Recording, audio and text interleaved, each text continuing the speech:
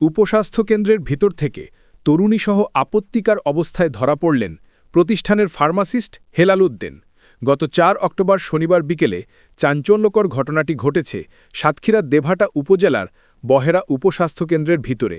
এই ঘটনায় এলাকার জুড়ে তীব্র উত্তেজনা ও ক্ষোভ ছড়িয়ে পড়েছে।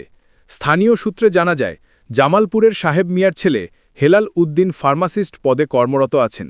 চাকরির সুবাদে হেলালের সঙ্গে বহেরা শাহাজিপাড়ার ২২ বছর বয়সী এক তরুণীর ঘনিষ্ঠ সম্পর্ক তৈরি হয়।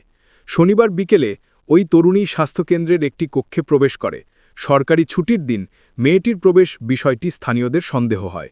দীর্ঘ সময় বের না হওয়ায় কয়েকজন ভিতরে ঢুকে তাদের আপত্তিকর অবস্থায় দেখতে পান। খবর ছড়িয়ে পড়লে স্বাস্থ্যকেন্দ্রের সামনে এলাকার মানুষ হাজির হন।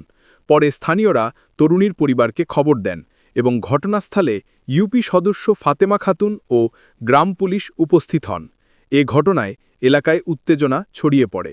এই সময় ইউপি সদস্য ফাতেমা খাতুন ও গ্রাম পুলিশ তাদের হেফাজতে নেন। অভিযুক্ত হেলাল উদ্দিন দাবি করেন, আমি মাংস রান্না করছিলাম, তাই তাকে মশলা বাটার জন্য ডেকেছিলাম। তার এই যুক্তিতে উত্তেজনা ছড়িয়ে পড়ে।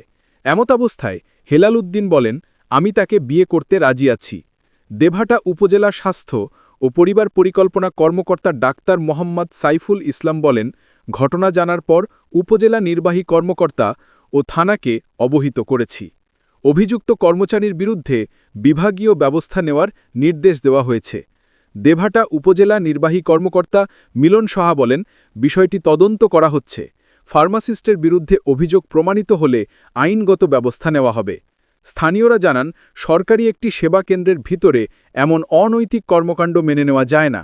এটি অবশ্যই ঘৃণিত একটি কাজ। এর দৃষ্টান্তমূলক শাস্তি চান তারা, যেন ভবিষ্যতে এমন কাজ কেউ না করে।